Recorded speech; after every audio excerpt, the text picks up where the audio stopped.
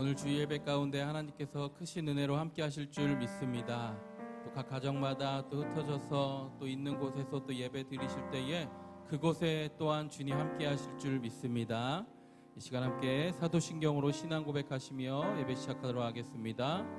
전능하사 천지를 만드신 하나님 아버지를 내가 믿사오며 그 외아들 우리 주 예수 그리스도를 믿사오니 이는 성령으로 잉태하사 동정녀 마리아에게 나시고 본디오 빌라도에게 고난을 받으사 십자가에 못 박혀 죽으시고 장사한 지 사흘 만에 죽은 자 가운데서 다시 살아나시며 하늘에 오르사 전능하신 하나님 우편에 앉아 계시다가 저리로서 산 자와 죽은 자를 심판하러 오시리라.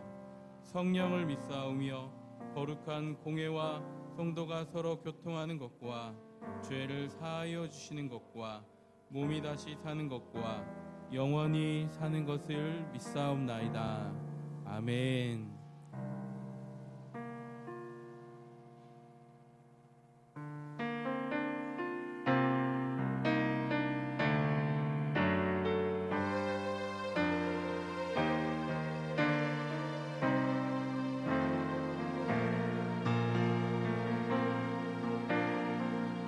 무한 시절 지날 때 깊은 한숨 내쉴 때 그런 풍경 보시며 탄식하는 분 있네.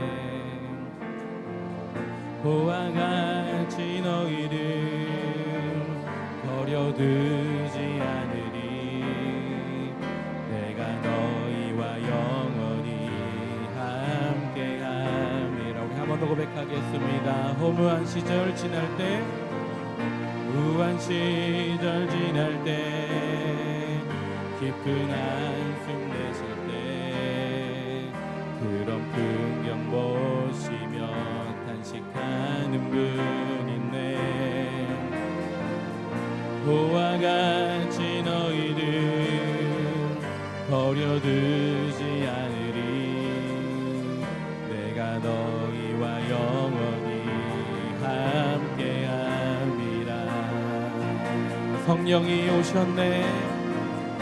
성령이 오셨네. 성령이 오셨네. 내 주에 보내신 성령이 오셨네. 우리 인생 가운데 친히 찾아오셔서 그 나라 꿈꾸게 하시네. 우리 한 번 더 고백합니다. 무한 시절 지날 때, 무한 시절 지날 때, 깊은 한숨 내쉴 때 그런 풍경 보시며 탄식하는 분 있네. 보와 같이 너희를 버려두지 않으리. 내가 너희와 영원히 함께함이라. 성령이 오셨네. 성령이 오셨네. 성령이 오셨네. 내 주에 보내신 성령이 오셨네. 우리 인생 가운데 친히 찾아오셔서 그 나라 꿈꾸게 하시네. 성령이 오셨네. 성령이 오셨네. 성령이 오셨네. 내 주에 보내신 성령이 오셨네. 우리 인생 가운데 친히 찾아오셔서 그 나라 꿈꾸게 하시네. 아멘. 억눌린 자 갇힌 자, 억눌린 자 갇힌 자, 자유함이 없는 자, 피난처가 되시는 성령 주의 영이 계신 곳에, 주의 영이 계신 곳에 참 자유가 있다네. 진리의 영이신 성령님 오셨네. 우리 한번 더 고백합니다. 엉들린 자 갇힌 자, 엉들린 자 갇힌 자, 자유함이 없는 자, 피난처가 되시는 성령님 계시네. 주의 영이 계신 곳에 참 자유가 있다네. 아멘. 진리의 영이신 성령이 오셨네. 함께 고백합니다. 성령이 오셨네. 성령이 오셨네. 성령이 오셨네. 내 주에 보내신 성령이 오셨네. 우리 인생 가운데 진이 찾아오셔서 그 나라 꿈꾸게 하시네. 성령이 오셨네. 성령이 오셨네.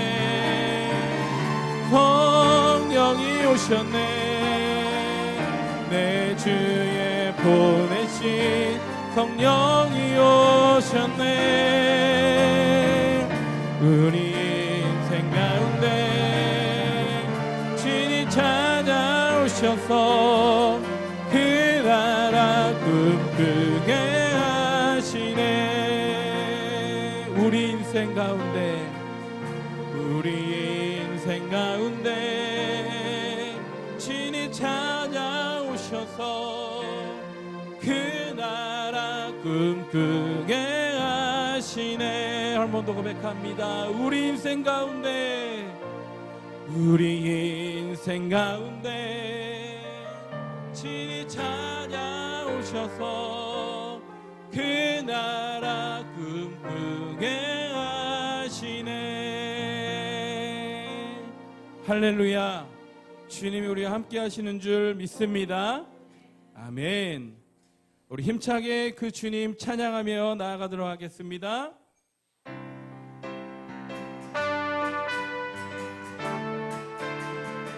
예수님이 말씀하시니 물이 변하여 포도주 됐네. 예수님이 말씀하시니 물이 변하여 포도주 됐네. 예수님 나에게도 말씀하셔서 새롭게 변화시켜 주소서. 아멘. 예수님이 말씀하시니 바티메오가 눈을 떴다네. 예수님이 말씀하시니 바티메오가 눈을 떴다네. 예수님 나에게도 말씀하셔서 새롭게 변화시켜 주소서. 아멘. 예수님이 말씀하시니 죽은 나사로가 살아났다네. 예수님이 말씀하시니 죽은 나사로가 살아났다네. 예수님 나에게도 말씀하셔서 새롭게 변화시켜 주소서. 아멘. 예수님이 말씀한 거친 파도가 잠잠해졌네. 예수님이 말씀하시니 거친 바다가 잠잠해졌네. 예수님 나에게도 말씀하셔서 새롭게 변화시켜 주소서. 우리를 죄에서 구하시려 주 예수 십자가 지셨으니 기쁘게 부르세 할렐루야 나 구원 얻었네 할렐루야 찬송하세 찬송하세 주님 나를 구하셨네 찬송하세 찬송하세 주가 구원 우리 목소리 높여 찬양합니다 우리를 주께서 구했으니 이전에 행하던 악한 일과 주와 고도로운 모든 죄를 온전히 버렸네 아멘 찬송하세 찬송하세 주님 나를 구하셨네 찬송하세 찬송하세 주가 구원하셨네 나 지금 죄에서 사함받아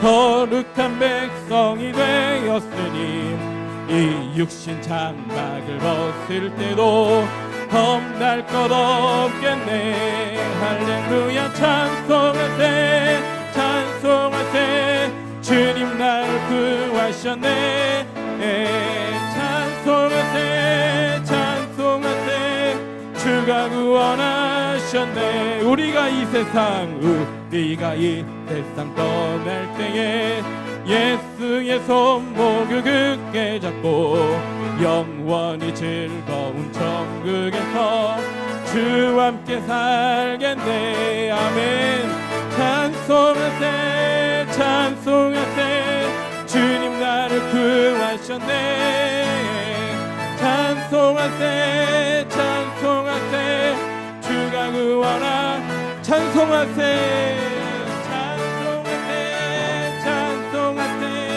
주님 나를 구하셨네 찬송하세 찬송하세 주가 구원하셨네 우리 구원자 되신 주님께 영광의 박수 올려드리겠습니다 아멘 할렐루야 아멘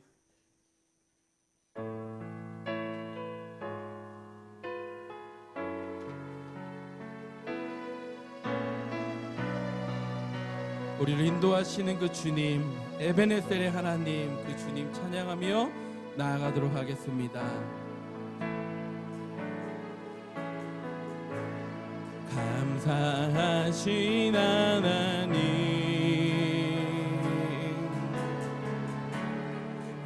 에베네셀 하나님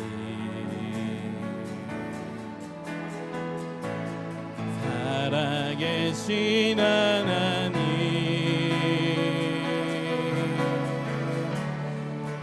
에베네셀 하나님 여기까지 인도하셨네 감사하신 하나님 여기까지 인도하셨네 사랑하신 하나님 감사하신 하나님 감사하신 하나님 에베네셀 하나님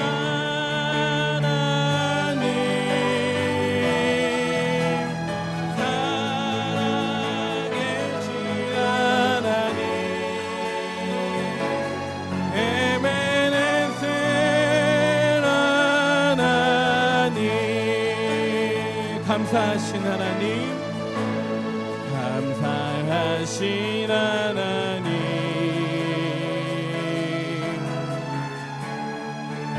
에베네셀 하나님 살아계신 하나님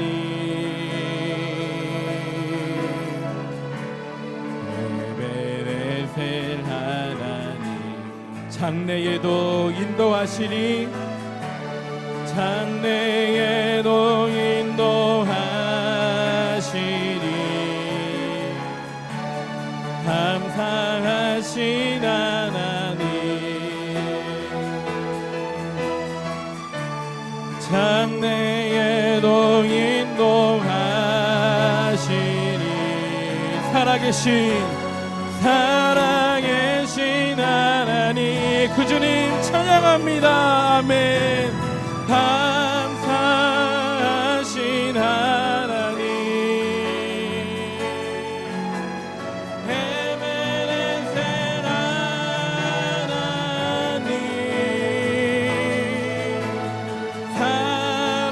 살아계신 하나님 에베네셀 하나 우리 한 번 더 고백합니다. 감사하신 하나님 감사하신 하나님 에베네셀 하나님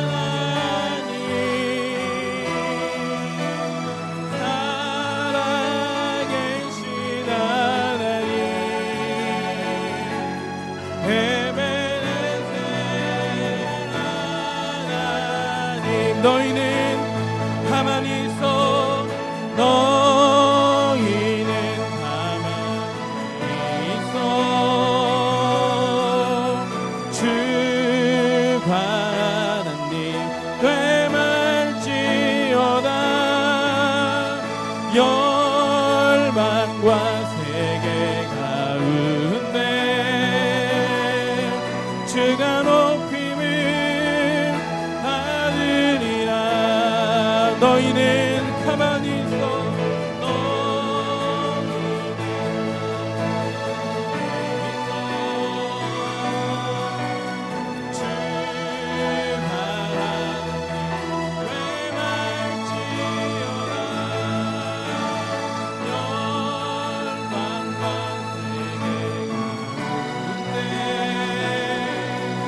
주가 높임을 하느니라. 사랑합니다 내 아버지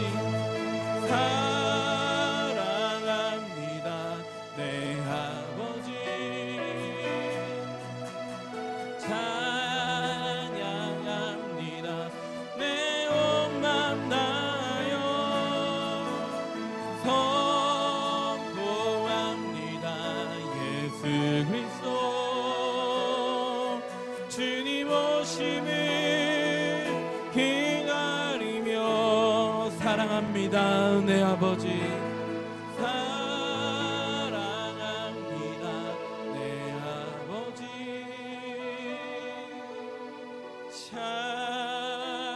찬양합니다 내 온 맘 다하여 선포합니다 예수 그리스도 아멘 주님 오심을 기다리며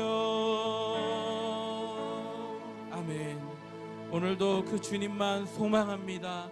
오늘도 그 주님만 바라봅니다. 하나님의 예배 가운데 주님 함께하여 주시고 말씀으로 또 성령으로 은혜 허락하여 주시옵소서. 함께 기도하며 나가도록 하겠습니다. 하나님 감사합니다. 아버지 예배 가운데 함께하여 주시고 하나님의 은혜로 인도하여 주시옵소서.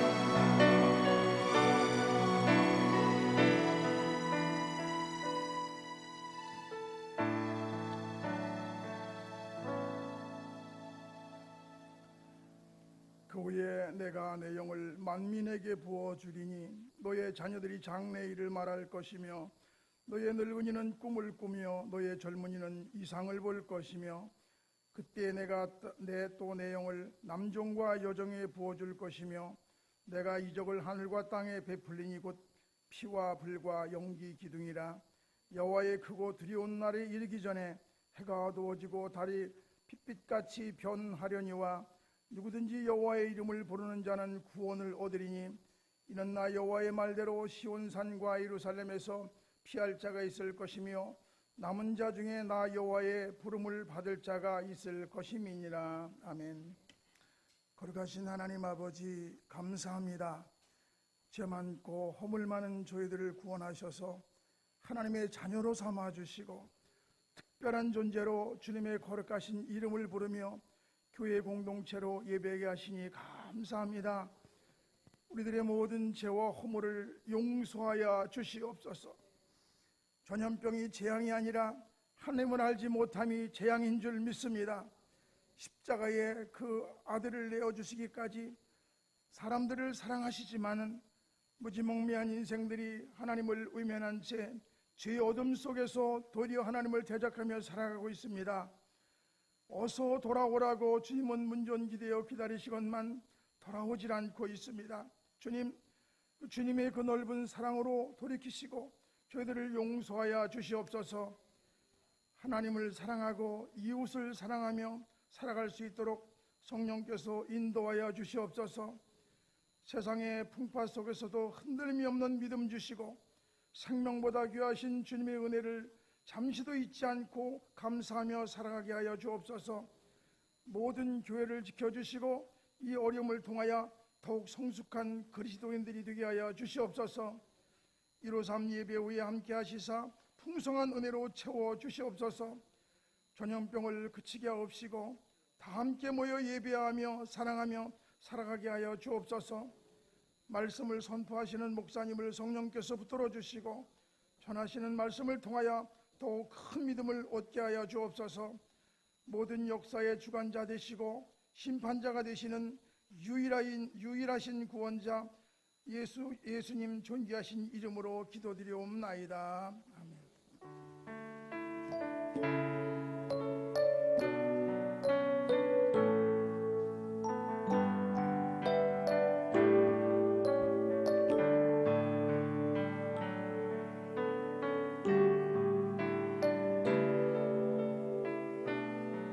준비하신 예물을 주께 드리며 나가시겠습니다. 내게 있는 향유와 주께 가져가.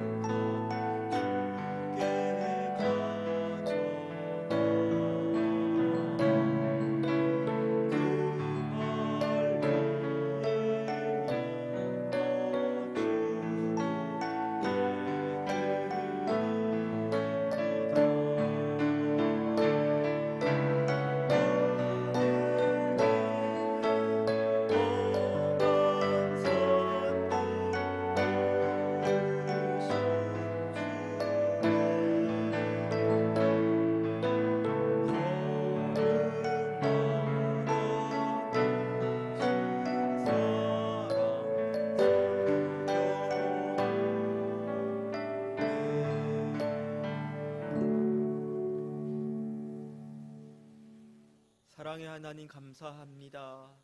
주님의 은혜 가운데 우리를 불러주시고 이 시간 주 앞에 예배하게 하심을 감사합니다. 준비한 예물을 주께 드리며 나아갑니다. 우리의 마음을 드립니다. 정성을 드립니다. 주여 받아 주옵소서. 우리의 삶 전부가 하나님께 온전히 드려지는 헌신된 자가 누리는 기쁨으로 충만히 채워 주옵소서.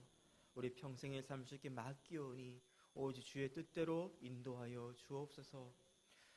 코로나 질병으로 인해 많은 어려움을 겪은 주의 백성들을 기억하여 주시고 이 시간 주의 자비의 빛을 비춰주시사 회복게 되며 소생케 된 역사가 일어나게 하여 주옵소서. 예수님의 이름으로 간절히 기도드리옵나이다. 아멘. 우리 함께 이 시간 하나님 말씀을 나누기로 원합니다. 오늘 함께 나누실 말씀은 전도서 12장 8절부터 14절까지의 말씀입니다. 전도서 12장 8절부터 14절까지의 말씀 함께 합독하신 후에 하나님을 경외하라 라는 제목으로 말씀을 전하겠습니다.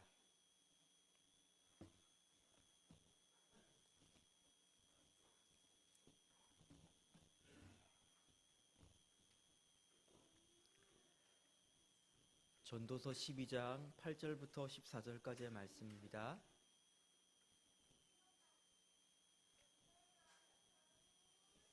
찾으신 줄 알고 합독하시겠습니다. 전도자가 이르되 헛되고 헛되도다. 모든 것이 헛되도다.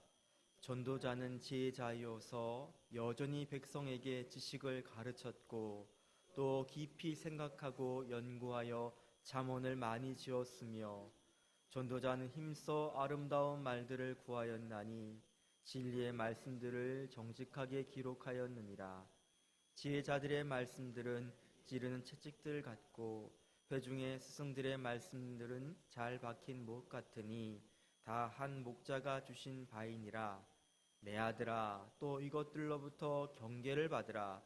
많은 책들을 지는 것은 끝이 없고 많이 공부한 것은 몸을 피곤하게 하느니라. 일의 결국을 다 들었으니 하나님을 경외하고 그의 명령들을 지킬지어다. 이것이 모든 사람의 본분이니라. 하나님은 모든 행위와 모든 은밀한 일을 선악간에 심판하시리라. 아멘. 전도서 강의 첫 시간에 솔로몬이 전도서를 왜 집필하였는지 그 이유에 대해서 말씀드렸습니다. 노년의 솔로몬 인생의 황혼기에 이르렀을 때 지나온 여정들을 되돌아보니까 남는 것은요, 후회와 아쉬움밖에 없는 것이죠.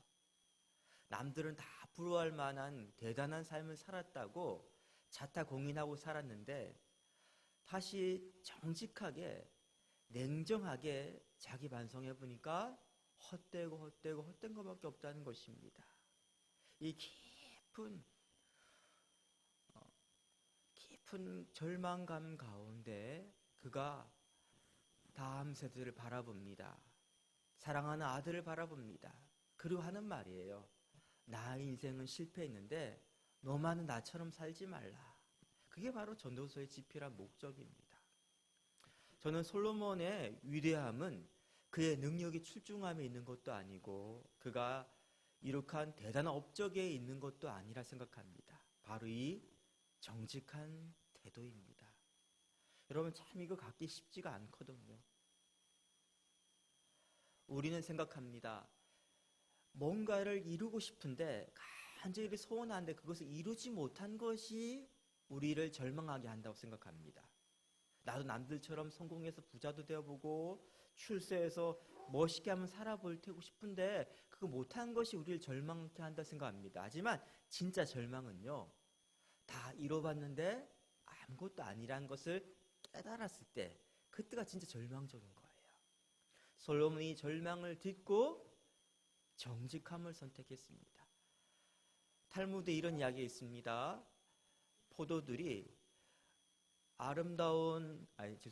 여우들이 아름다운 포도원을 바라보면서 저 포도원에 가서 맛있는 포도를 실컷 먹고 싶다. 그런 욕망이 가득 찹니다. 하지만 그 포도원은요, 부지런한 농부가 울타리를 잘 만들어놨기 때문에 어디 뚫고 들어갈 데가 없는 거예요. 그중에 가장 용기 있는 여우 한 마리가 그 울타리 틈새를 비집고 들어가서 겨우겨우 포도원 안으로 들어갔습니다. 그러고 난 다음에요, 그 포도들을요 막 먹기 시작한 거예요. 근데 글쎄 그 포도가 빛 좋은 게살구라 들어보셨죠? 보기에는 너무 탐스럽고 달콤하고 맛있어 보이는데 실제는 너무 신포도였던 것입니다. 아직 포도원에 들어오지 못한 다른 여우들이 막 물어봅니다. 그 성공한 여우에게, 야, 포도 맛이 어때? 정말 맛있지? 실제는 뭐 어떻다고요? 시고 맛이 없어요. 근데 그 여우가 뭐라고 대답합니까? 내가 이제까지 먹은 포도 중에 제일로 달콤하고 맛있어. 왜 거짓말하는 것일까요? 이제까지 애쓰고 수고해서 모두가 불안한 걸 얻어봤는데 별거 아니요 그러면 자기가 바보 되잖아요. 애쓰고 수고한 것이 헛수고였어 그 말하는 거 정말 쉽지 않은 것입니다. 저는 솔로몬의 탁월함은 바로 이 지혜로움, 다시 말하면 정직함이라고 생각합니다. 근데 그가 이렇게 정직할 수 있었던 이유가 어디에 있습니까? 그것은요, 이 이야기를 사랑하는 아들에게 하는 것이기 때문에 그렇습니다. 아들에게만큼은요, 자기의 마지막 순간에 정직하고 싶은 것이 아버지의 마음이니까요. 오늘 본문에도 12절 말씀에 이렇게 시작하죠. 내 아들아, 또 이것들로부터 경계를 받으라. 예, 이 전도서는요, 사랑하는 아들한테 한 아버지의 말입니다. 근데 여러분, 지금 12절이 보면 앞에 쭉 이야기 나오다 갑자기 내 아들아 나오지 않습니까? 처음에 12장이 시작할 때 내 아들아 이렇게 시작하는 것이 아니라 한참 지나고 난 다음에 내 아들아 이렇게 이야기하죠. 그 일종의 주의를 환기시키는 것입니다. 우리 학창시절에 그랬잖아요. 선생님들이 5, 6교시 수업할 때 한참 오후에 졸리지 않습니까? 다들 꾸벅꾸벅 졸 때 앞에 앉아있는 한 아이를 주목하고 이렇게 말하죠. 재석아, 강재석, 이렇게 하면 어떻게 됩니까?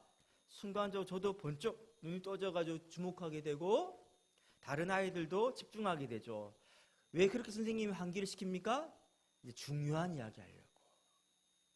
시험에 꼭 나오는 이야기를 해주려고. 마찬가지예요. 그러니까 12절부터 나오는 이야기는 정말 중요한 이야기라는 거예요. 얼마나 중요한지에 대해서 또 한 가지 어떤 힌트가 있습니다. 13절에 보니까요, 이렇게 시작하죠. 일의 결국을 다 들었으니.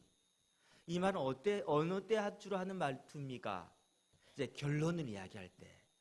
쭉 다 이야기가 나오고 난 다음에 결론 이야기할 때 이렇게 이야기하죠. 일의 결국을 다 들었으니. 그 다음에 한번 템포를 잠깐 멈추고 난 다음에 이제 진짜 중요한 결론을 이야기하는 거예요. 전도서 12장 이 전체 분량의 결론이 나옵니다. 여러분 궁금하시죠? 그게 한마디로 요약하면 뭡니까? 하나님을 경외하라 이거예요. 그러니까 전도서 이제까지 쭉 우리가 공부해 왔는데요. 핵심 한마디로 요약한다면 하나님을 경외하라는 거예요. 솔로몬이 아들에게 유언처럼 남기고 싶으면 꼭 한마디 말이 뭐라고요? 하나님을 경외하라는 거예요. 파우스트의 작가 괴테도 이렇게 말했습니다. 기독교 정신의 핵심은 하나님을 경외하는 것이다. 괴테가 어떤 사람입니까? 이 파우스트라는 이 희곡을 집필하기 위해서가 평생 동안 고민했어요. 그러니까 대충 쓴 것이 아니라 일생일대 자기야 어떻게 보면 모든 혼신 다 쏟아부은 그 작품이 바로 이 파우스트입니다. 그 내용이 뭐냐면 인간이 도대체 어떤 존재인가, 그리고 신은 어떤 분이신가, 이런 깊은 고뇌를 품고 만든 작품이 바로 파우스트예요. 그러니까 그가 내린 결론이 뭐예요? 기독교의 핵심은 하나님을 경외하는 것이다. 여러분, 솔로몬은 보통 사람이 아니죠. 스스로 입으로 자기 이렇게 부릅니다. 지혜자라고요. 9절부터 10절 말씀 보니까 전도자는 지혜자이어서라고 이야기합니다. 대단한 자신감 아닙니까? 내가 사람들 앞에서 나가서요, 나는 지혜자입니다 라고 말한다면요, 사람들 어떻게 바라볼까요? 좀 이렇게 비판적으로 바라보지 않겠습니까? 그런데 모두 그 말 앞에 맞아 하고 수긍하는 이유가 그 뒤에 등장하죠. 지금도 여전히 백성들에게 지식을 가르쳤고 또 깊이 생각하고 연구하여 잠언을 많이 지었으며 힘써 아름다운 말들을 구하였고 진리의 말씀들을 정직하게 기록하였기 때문에요, 자신을 지혜자라고 이야기하는 거예요. 그러니까 지금 이 여호와를 경외하라, 하나님을 경외하라, 이 한 문장은 전도서 전체의 결론일 뿐만 아니라 그가 노년의 전도서를 집필했잖아요. 다시 말하면 그가 이제까지 써왔던 모든 기록물들, 모든 연구물들의 총합, 마지막 결정적인 말이 뭐라고요? 하나님을 경외하라 이겁니다.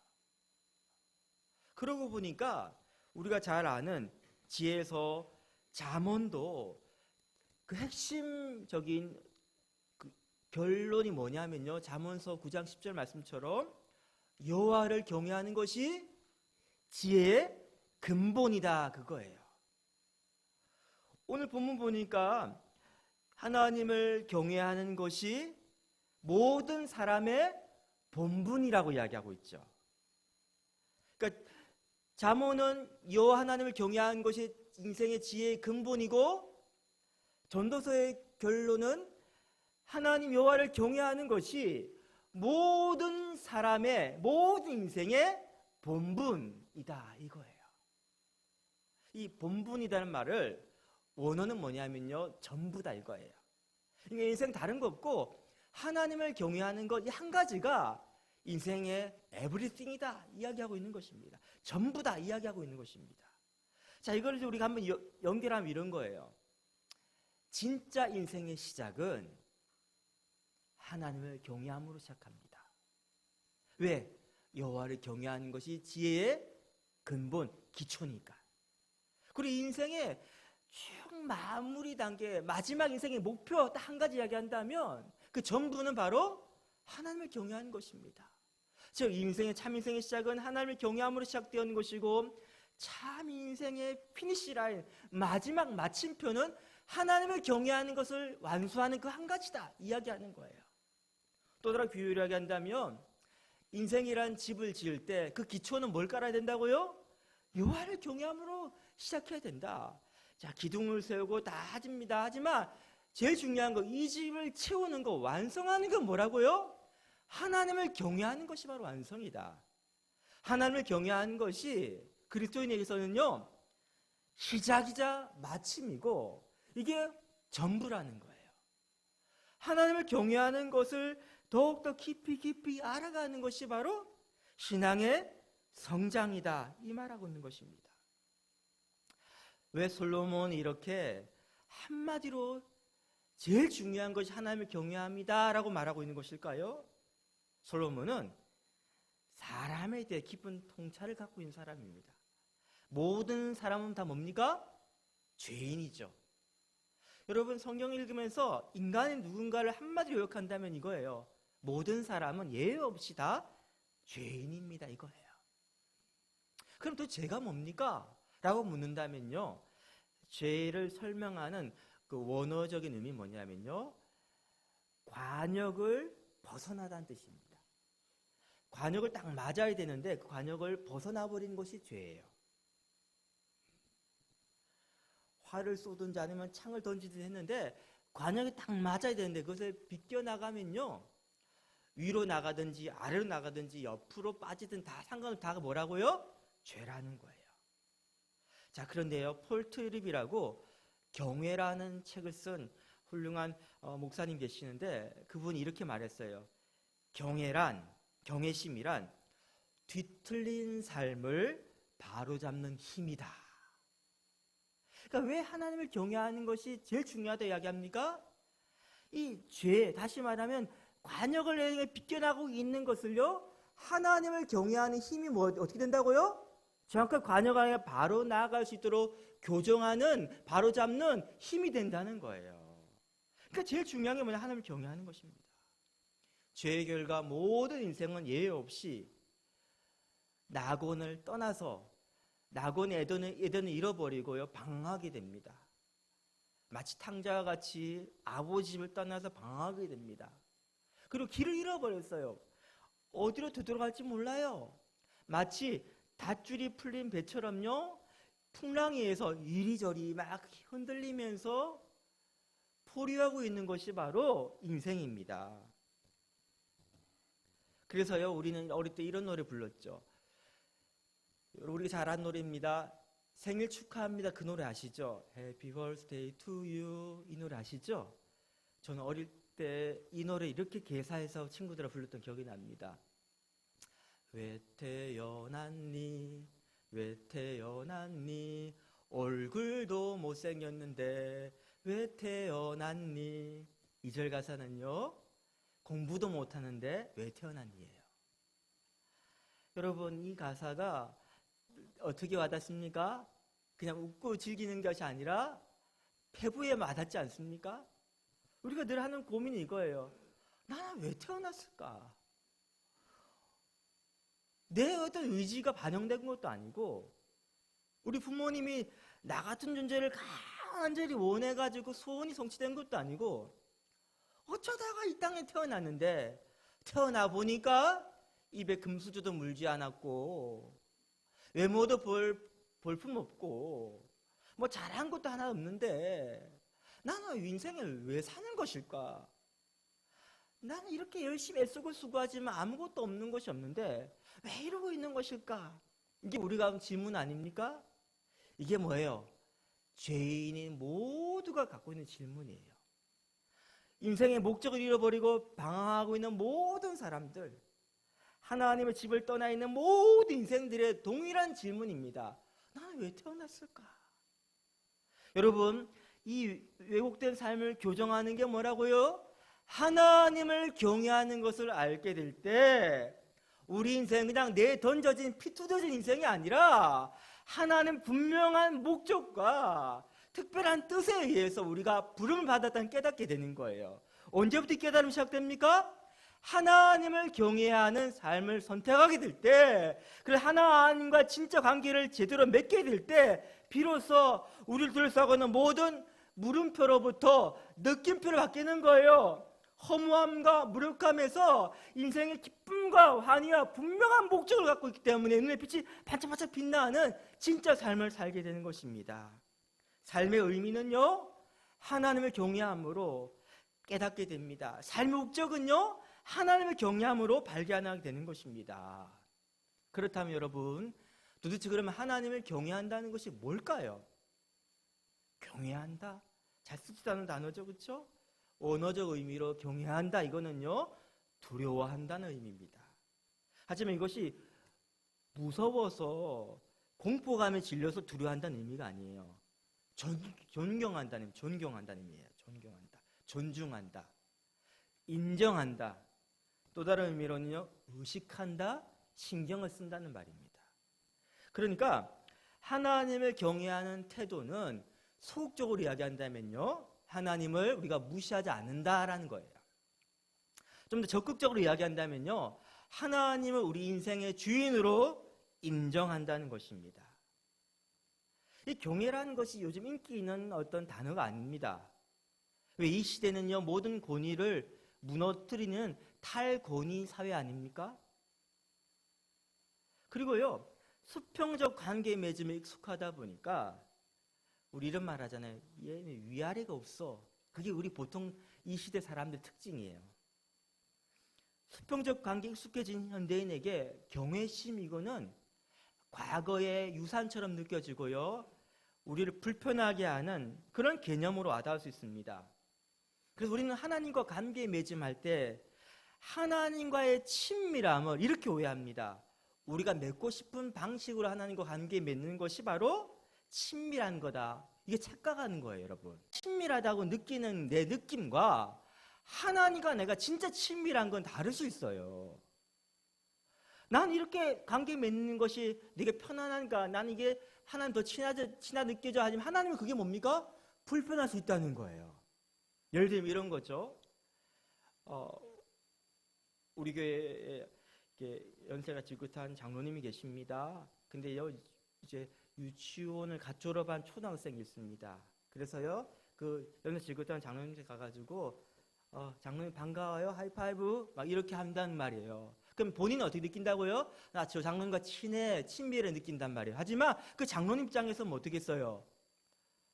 예의를 중요시하긴 분이신데 많은 사람들 앞에서 그렇게 하는 것이요, 이 조그만 놈이 나를 지금 너무 함부로 대하고 있네라고 느낄 수 있겠죠. 그건 뭡니까? 그 장로님 입장에서는 얘가 별로 오는 것이 달갑지 않다는 거예요. 그럼 뭐예요? 지금 친밀한 관계를 맺고 있는 거예요? 그렇지 않은 거예요? 그렇지 않다는 거예요.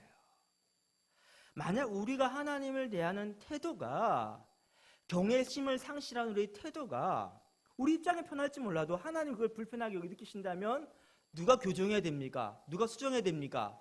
하나님 날 맞춰줘야 되는 거예요? 내가 하나님 맞춰야 되는 거예요? 내가 하나님께 맞춰야죠. 왜?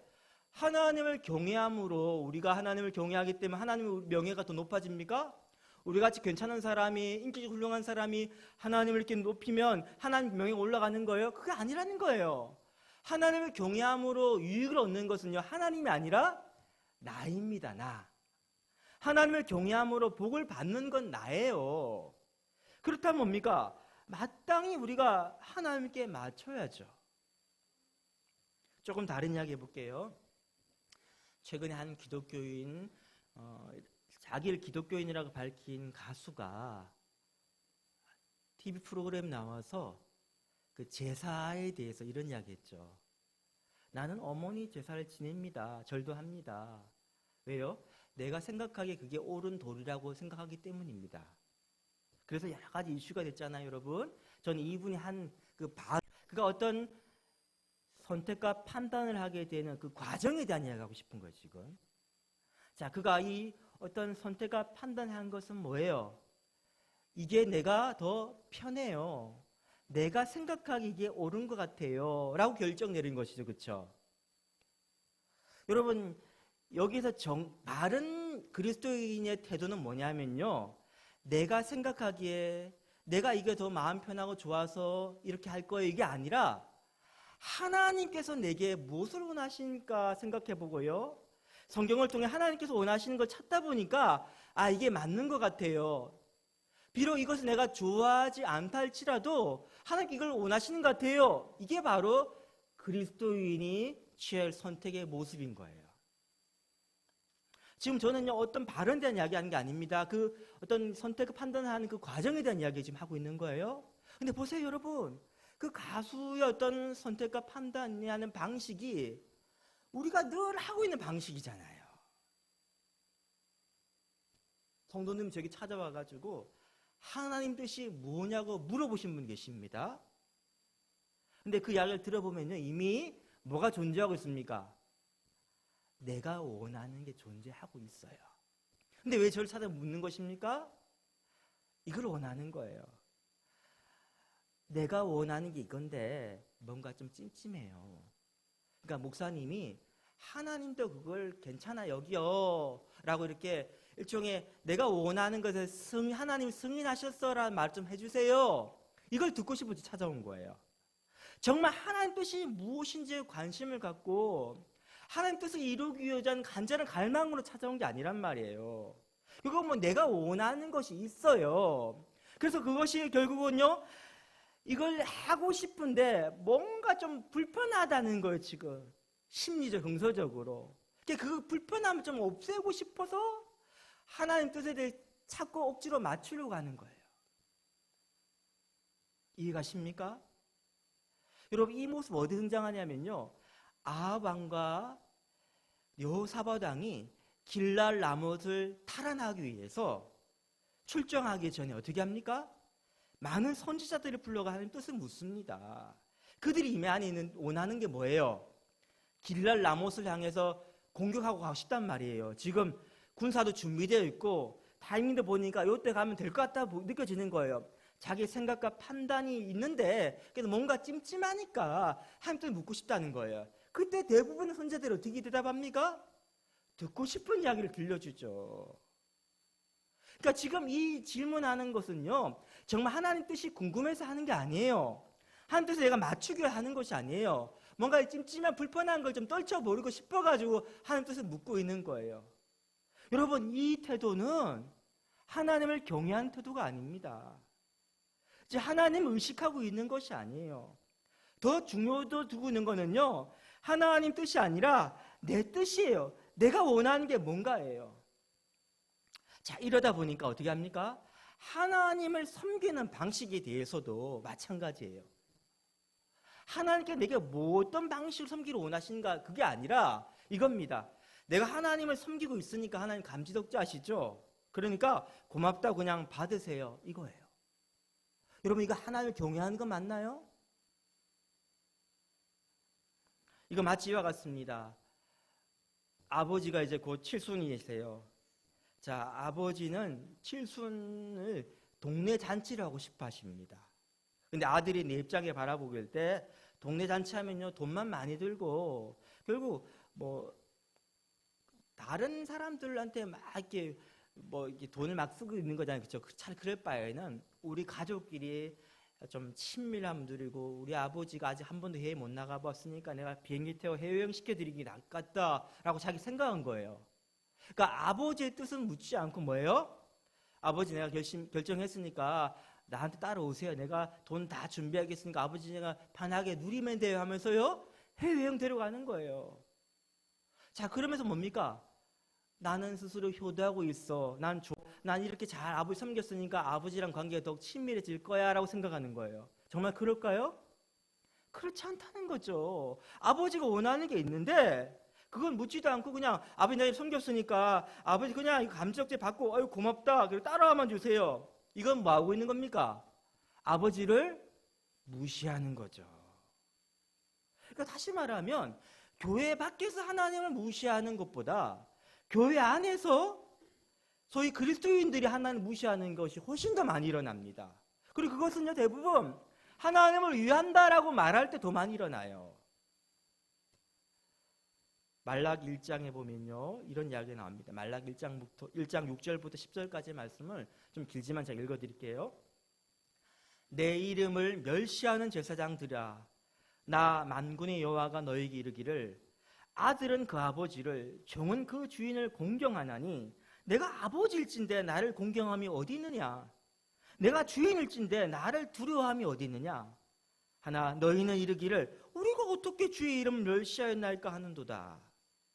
너희가 더러운 떡을 나의 제단에 드리고도 말하기를 우리가 어떻게 주를 더럽게 하였나이까 하는도다. 이는 너희가 여호와의 식탁은 경멸의 것이라 말하기 때문이라.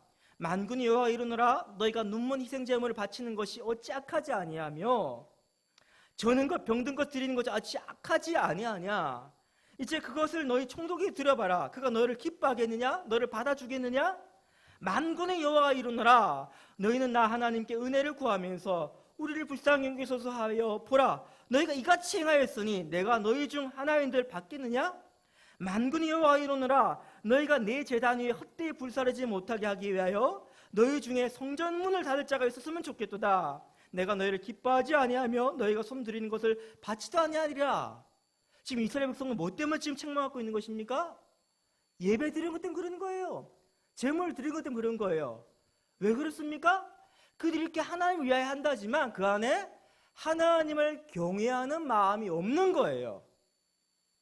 그리고 우리가 이렇게 했으니까 하나님께서 마땅히 은혜를 베풀어 주셔야지 좀 딜하고 있는 겁니다. 여러분 이 모습이 너무 우리 모습 흡사하지 않아요? 사랑하는 여러분, 하나님은 만홀히 여긴 받을 분이 아니십니다. 하나님 우리를 아무리 너는 내 아들이다, 내가 너를 기뻐한다 말한다 해가지고요 그 앞에서 우리가 건방지게 내가 이렇게 잘생기고 똑똑하고 멋있으니 하나님 날 아들 삼아주는 게 하나님 입장에서 되게 좋으실까? 이거 아니에요 여러분. 이거 아니에요. 우리가 잃어버린 하나님과 관계에 맺는 친밀함을 가로막고 있는 그 결정적인 태도는요 하나님을 경외함을 잃어버렸다는 거예요. 이건 하나님 무시하는 죄를 범하는 것입니다. 여러분 우리는 매 순간마다 적극적으로요 하나님을 주인으로 모시겠다 이 긴장감을 놓쳐버리면요 내 딴에 손을 행한다고 하면서도 그것이 오히려 악을 행하게 된다니까요. 대표적인 예가 바로 베드로입니다. 겟세마네 동산에서 예수님께서 이제 십자가를 지기 위해서 잡으러 온 그 제사장들의 어떤 권속들이 이제 잡혀가셔야 되는데 그것이 하나님 뜻을 이루는 것이기 때문에 예수님 가셔야 되는데 지금 베드로는 어떻게 합니까? 자기 딴에는 예수님 지키겠다고 칼을 빼들고요 그 말고의 귀를 칩니다. 예수님 때문에 뭐겠습니까? 안 그래도 지금 이 무거운 짓에 힘들었는데 내 마음을 이해하지 못하고 알지 못하고 내 마음과 함께 연결되지 못하는 너를 볼 때 예수는 더 힘들다는 거예요. 굳이 또 말고 귀 떨어진 귀를 또 붙이는 수고하셔야 되지 않습니까?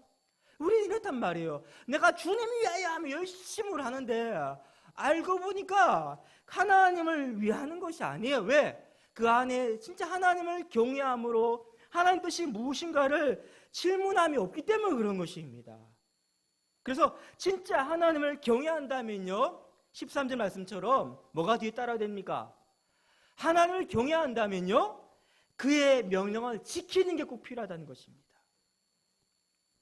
말로만 하나님 경외한다 하지만 하나님의 말씀 그 명령에 대해서 무관심하다는 거는요 진짜 경외하고 있는 게 아니에요.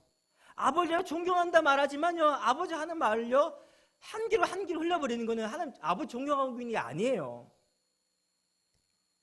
눈에 보이지 않는 하나님을 경외해야 한다고 말하면서 눈에 보이는 하나님 말씀도 보지 않는다면 하나님을 경외한다는 것은 모순 아닙니까? 눈에 보이고 분명히 우리 귀에 들린 하나님 말씀을요, 하나의 조언과 충고 정도로 취급하고 있는데도 나 하나님 참 경외하고 있어요, 내 인생의 주인이에요 말한다는 거는요 거짓말하는 거 아닙니까? 진짜 하나님을 경외하는 사람은 이거예요. 내가 진짜 원하는 것이 있습니다. 생각해보고 계산해보니까 이게 내게 유익이 되는 게 있어요.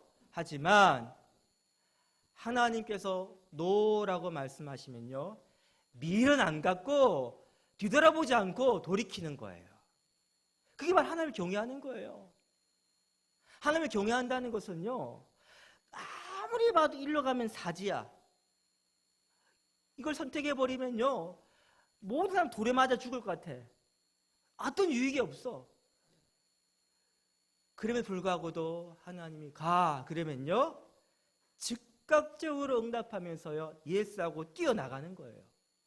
여러분 전쟁터에 보면, 옛날 전쟁 같은 거 보면요, 그 라인 배틀에 쭉 줄 서가지고 이렇게 병정들 가지 않습니까? 앞에 폭탄이 막 날라와요. 막 앞에 있는 그 행진하는 앞에 있는 전우가 막 픽픽 쓰러져요. 그래도 어떻게 합니까? 장군이 가 그러면 어떻게 합니까? 가는 거예요. 가는 거. 이게 바로 군인이에요. 우리는 다른 거 신경 쓸 거 없어요. 폭탄이 터지든 뭐 환경이 어떻게 바뀌든 사람들이 뭘 하든 신경 쓸 거 없어요. 딱 한 가지만 신경 쓰세요. 하나님 뭐라 말씀하시는가? 그러면 인생 고민이 끝나버려야 되는 거예요. 하지만 지금 우리 모습 뭐냐면 하나님 말씀하시는 불구하고도 여전히 우리는 고민이 많아. 생각이 많아. 갈등은 여전히 바뀌지가 않아요. 왜? 하나님을 경외하지 않으니까 그러는 거예요. 사랑하는 여러분, 하나님은 딴 거 안 봅니다. 네가 나 경외하는가 그만 봅니다. 경외한 사람 뭐라고요? 말씀에 순종한 사람이에요. 우리가 잘 아는 믿음의 조상 아브라함 보십시오. 아브라함이 100세 얻은 아들입니다. 하나밖에 없는 아들이에요. 이 아들을 하나님 뭐라 말씀하십니까? 번제물을 바쳐라. 이게 말이 됩니까? 이게 이해가 됩니까? 납득이 됩니까? 동의가 됩니까? 안 돼요. 근데 아브라함은요 누구와도 상의하지 않습니다. 예, 알겠습니다 하고 난 다음에 어떻게 해요? 즉시 아들을 데리고 번제물을 바치려고 모리아산 올라갑니다. 그냥 척만 하는 게 아니에요. 순종한 척만 하는 게 아닙니다. 아들을 결박해가지고 제단 위에 올려놓고 칼을 들어 찔러 내려놓는 일을 합니다. 지금 그때 뭡니까? 하나님 너무 급해가지고 아브라함을 두 분 부르죠. 아브라함 막 말리죠. 그렇죠? 그 다음에 하신 중요한 말씀이 있습니다. 아브라함이 이렇게 평가합니다. 창세기 22장 12절 말씀입니다. 네가 네 아들 네 독자까지도 내게 아끼지 아니하였으니 내가 이제야 네가 하나님을 경외한 줄을 아노라. 하나님을 경외한다는 게 뭐예요? 말씀에 순종하는 거, 그게 경외하는 거예요. 하나님의 말씀을 지키는 거, 그게 경외하는 거예요. 우리 인생의 본분이 뭐라고요? 에브리띵이 뭐라고요? 딴 거 없어요. 뭐만 됩니까? 하나님 말씀에 순종하면 됩니다. 그 반대 대표적인 예가 바로 요나입니다. 요나 어떻습니까? 하나님께서 니네웨 가서 말씀을 선포하래요. 자기 안에 있는 나라를 사랑하는 마음, 이거 충돌이 일어나죠. 여러분 나라 사랑은 참 좋습니다. 하지만 나라 사랑하는 것이 내 안에 우상이 될 수 있어요. 국가주의 우상이 정말 무시무시한 겁니다. 이거는 하나님이 더 커버려 나중에 되면. 나를 너무 사랑해버리니까 어떻게 합니까? 민족 사랑하기는 어떻게 합니까? 하나님의 말씀을요 무시해버려요. 반대로 가죠. 반대로 옆바로 가니까 마침 다시스로 가는 배가 있어. 자기 합리화하는 거예요. 하나님과 허용해 주셨나 보다. 그리고 배를 타고요 다시스로 가서 어떤 일이라고 경험합니까? 큰 풍랑 만나가지고 다 죽게 되는데 그는 그것도 모르고 지 죽음이 코앞에 온지도 모르고 배 밑에 콕 차고 있어요. 너무 답답해가지고요 선원들이 와서 옆구리 꽉 차면서 일어나라고. 넌 누구냐라고 선장이 물으니까 그거 뭐라고 대답합니까? 난 히브리 사람이고 하나님을 경외하는 사람입니다.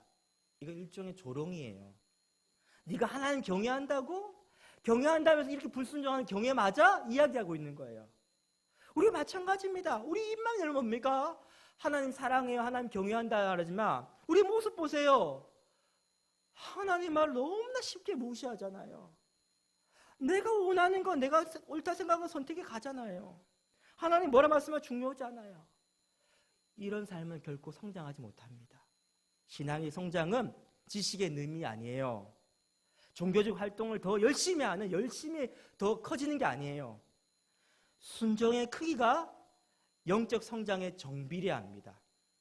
신앙 성장은 반드시 이 패턴을 겪어야 됩니다. 첫 번째, 하나님 내게 말씀하신다. 두 번째, 그 하나님 말씀하신 하나님의 뜻을 알게 됐어 이제. 내 뜻과 뭐가 일어나요? 충돌이 일어나고 갈등이 생깁니다. 그 다음에 진짜 중요한 거예요. 신앙인이라면 하나님을 경외한다면 어떻게 선택합니까? 내가 원치 않아도 순종하는 거예요. 그 순간은 뭡니까? 크신 하나님을 경험하게 됩니다. 그 순간 하나님을 경험한다니까요. 하나님을 경험하게 되면 뭡니까? 더 하나님을 의지하면서 하나님을 따르게 되는 거예요. 이 선순환이 계속적으로 일어나야 됩니다. 이게 일어나야 돼요. 그래서 신앙생활은 끊임없는 갈등의 연속입니다. 이 갈등이 결국 뭡니까? 내가 이긴 쪽으로 가면요, 신앙은 성장하지 못해요. 반대로 내가 원하는 것이 아니라 하나님께 원하시는 것에 순종하게 될 때 이게 바로 성장이에요. 그러니까 신앙생활에 제일 중요한 건 딱 한마디로 이야기한다면요, 순종입니다. 순종이라는 것은요, 그 앞에 뭐가 존재합니까? 하나님 말씀을 듣는 것이 존재하는 거예요. 말씀 듣고 순종하는 게 핵심이에요. 참 쉽죠? 근데 어려워요. 왜 어렵습니까? 하나님 말씀은 늘 내 안의 죄성과 반대만 말씀하셔. 기가 막히게 내가 불편한 말씀만 하죠. 하나님은. 11절 말씀 보십시오. 지혜자의 말씀들은 어떻다고요? 찌르는 채찍들 같대요. 이 채찍 뭐냐면 이 소음 올 때 막대 끝에다가 뾰족한 그 가시가 달아가 어떻게 합니까? 이쪽으로 가면 이쪽으로 밀고 저쪽으로 가면 또 이쪽으로 밀고 하면서 어떻게 합니까? 방향을 잡는 게 찌른 채찍이에요. 또 뭐 같다고요? 회중의 스승들의 말씀들은 잘 박힌 목 같아요. 기가 막히게 한 방 탁 치면요, 깊숙하게 들어와요. 고통스럽게 들어와요. 그래서 말씀을 듣는 것이 여러분, 그게 불편한 거예요. 말씀이 즐거워 이거 아니에요, 여러분. 즐거워요, 꿀송처럼 달라요. 이 말은 언제 나옵니까? 순종을 경험한 사람들이 맛보는 거예요. 그게 없으면요, 맨날 이 말씀은 찌르는 어떤 검처럼요, 혼과 영과 관절 곳을 찔러 쪼개가지고 깊이 들어가서 우리 후배 판다니까요. 보고 싶지 않은 불편한 진실을 보게 만든다니까요. 말씀을 읽는다는 것은요, 영적인 치열한 어떤 내적인 갈등들이 일어나야 됩니다. 너무 쉽게 말씀이 들리면서 있다는 것은요, 그 말씀 앞에 정면으로 서 있는 것이 아니라 비껴 서 있는 거예요. 말씀이 막 화세 날라오는데 비껴받고 있는 거예요, 이렇게. 그러면서 뭡니까?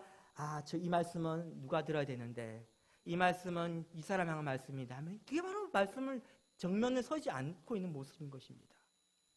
여러분, 이렇게 이야기하면 하나님을 경외하는 거 정말 무섭게만 느껴질지도 모르겠습니다.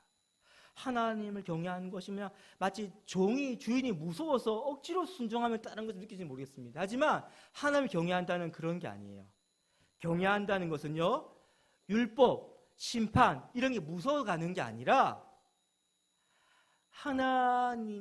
하나님으로서만 하실 수 있는 그 일을 하심 때문에 그것이 경이로워가지고요, 너무 아름다워서 마치와 같아요. 여러분, 걸작품을 보고 난 다음에 이 그림에 볼 줄 아는 눈이 있는 사람 뭡니까? 이야, 이 대단한 걸작품이에요. 보면서 그 감탄하잖아요, 그렇죠? 바로 그런 감탄에서 매료당하고 압도당에 따르는 것이 바로 경외심이에요.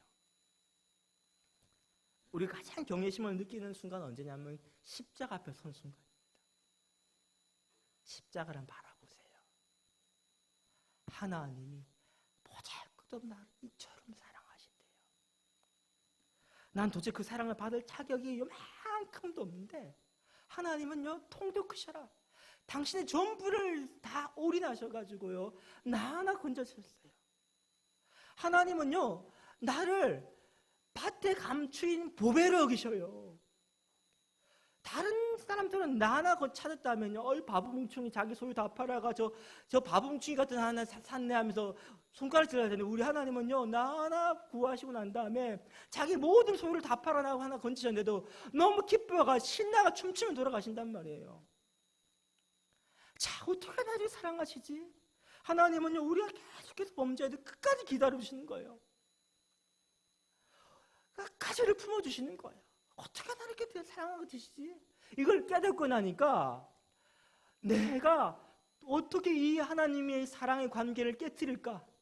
그럴 수 없다는 거예요. 너무 이 관계가 소중하다는 거예요. 나는 다른 거 다 잃어버린다 할지라도 이 관계는 깨뜨릴 수 없어. 이 관계가 나의 뭐가 된단 말입니까? 전부가 된다는 거예요. 하나님을 경외하는 것이 내 인생의 전부가 되어버리는 거예요. 바로 이거예요, 이거. 이 대표적인 예가 저는 다윗이라 생각합니다. 다윗이 압살롬의 반역에 의해서 쫓겨 도망갈 때, 요단강을 건너가려 할 때 예루살렘에 있는 제사장들이 법궤를 메고 법궤가 함께 있다는 것은요, 하나님께서 아직 다윗을 버리지 않았어라는 강력한 힘이 됩니다. 법궤를 들고 있다는 거 함부로 공격하면요, 이건 다윗 공격하는 것이 아니라 하나님 공격하는 것이 되어버린 것이죠. 근데 다시 뭐라 합니까? 나 하나님 인질 삼지 않겠습니다. 나는 왕위를 잃어버려도 괜찮아요. 모든 사람의 지지를 잃어버려도 괜찮아요.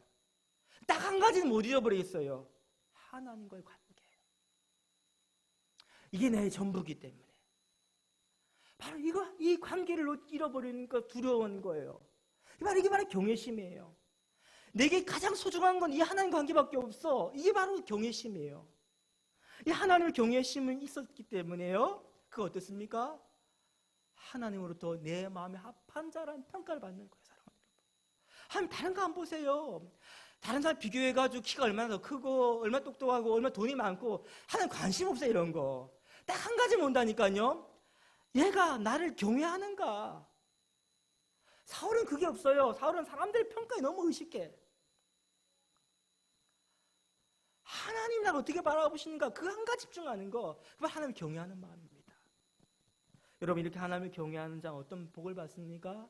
첫 번째, 모든 두려움으로도 자유함 얻게 됩니다. 할렐루야. 우리가 지금 많은 두려움을 겪고 있죠. 미래가 불안합니다. 먹고 사는 문제가 걱정스러워요. 자녀도 걱정됩니다. 사람들의 평가도 너무 신경 쓰입니다. 우리 인생에 이 코로나라는 엄청난 큰 대적이 앞에 서 있는 것이고, 여러분 다윗도 그랬죠. 그 인생의 대적이 누구였습니까? 골리앗이었어요. 모두 골리앗은 무서워했습니다. 하지만 다윗은 골리앗이 무섭지 않았어요. 왜 그랬을까요? 그는 딱 한 분만 무서워했거든요. 하나님 한 분만. 하나님 한 분만 무서워하니까 나머지 모든 것들이 무섭지 않아지는 거예요. 하나님을 경외한 자가 누리는 축복이 바로 이겁니다. 여호와 나의 빛이요 나의 구원이시니 내가 누구를 두려워하리요. 여호와 내 생명의 능력 되시니 내가 누구를 무서워하리요. 다시 고백인 거예요. 그래, 하나님이 무섭다는 거, 하나님만 날 편에 서면 나머지는 아무것도 안 무서워진다는 거예요. 우리의 모든 두려움으로부터 우리가 자유하는 방식이 딱 한 가지입니다. 하나님 진짜 경외하시기 바랍니다. 두 번째, 하나님 경외하자는 축복이 뭐냐면요, 죄 유혹으로부터 우리가 안전합니다. 대표적인 예가 바로 요셉이죠. 보디발의 아내가 유혹합니다. 그때 그거 뭐라 대답합니까? 아무도 보고 있지 않아요. 요셉 당신과 나 둘밖에 없어요. 그때 요셉이 이렇게 말하죠. 무슨 소리야? 하나님은 지금 보고 계시는데 내가 어찌하여 하나님 앞에서, 이 앞이란 건 눈앞이란 말이에요. 코앞이란 거예요. 하나님 앞에서 이 악한 일을 행하여 죄를 범할 수 있겠습니까? 바로 하나님, 보이지 않는 하나님이 지금 내 앞에 계시다, 그 코람데요. 하나님의 시선을 의식하면서 신경 쓰고 두려워했기 때문에요, 죄 유혹으로부터 자유함을 얻었던 거예요. 마지막으로 하나님을 경외하는 자는요, 이게 진짜 축복입니다. 여러분, 주를 두려워하는 자를 위하여 쌓아두신 은혜고 인생 앞에서 주께 피하는 자를 위해 베푸신 은혜가 어찌 그리 큰지요라고 다시 고백하는데, 진짜 큰 복은 뭐냐면요, 하나님과 더욱 친밀한 사이가 된다는 거예요.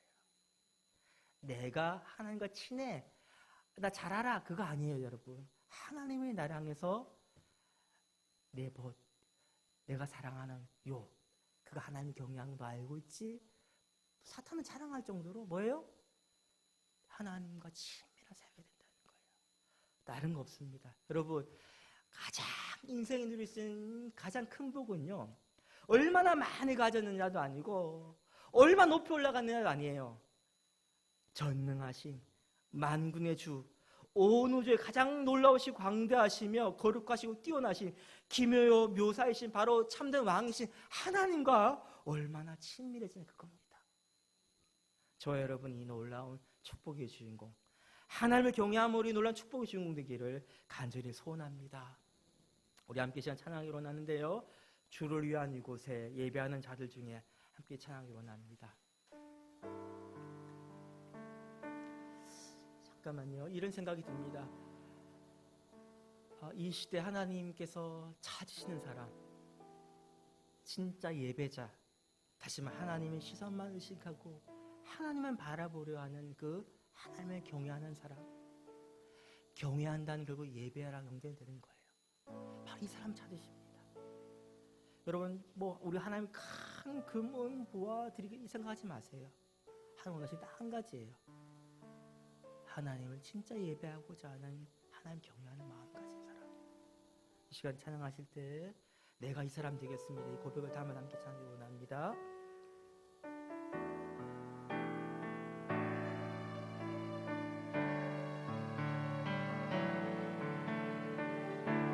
주를 위한 이곳에 예배하는 자들 중에 그가 찾는 이 없어 주님께서 슬퍼하시네.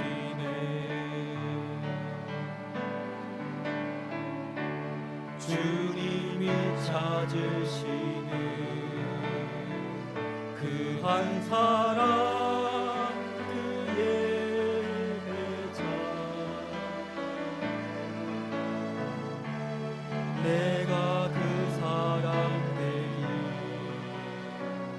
간절히 주께 예배하네. 주 내리고 서 있네. 주 이곳에서 주 임재에 엎드려 절하네. 엎드려 절하네. 그 어느 난 필요 없네. 난 필요 없네. 주님만 경배. 주님만 경배해. 주예로 이곳에 서 있네. 주님께 엎드려 절하네. 그 어느 것도 난 필요 없네. 주님만 경배해. 사랑하는 여러분, 십자가 앞으로 나아가십시오. 주님 임재의 장소 앞에 서 계십시오. 하나님의 그 아름다운 사랑 앞에, 우리 안에 경외감을 불러일으키는 그 위대한 사랑 앞에 나아가십시오. 주님께 우리에게 말씀하셨습니다. 십자가를 통해 말씀하셨습니다. 나에게 너는 전부야. 너는 나의 전부야. 하나님을 경외하는 사람이 고백할 것 딱 한 가지입니다. 하나님만 나의 전부 되십니다.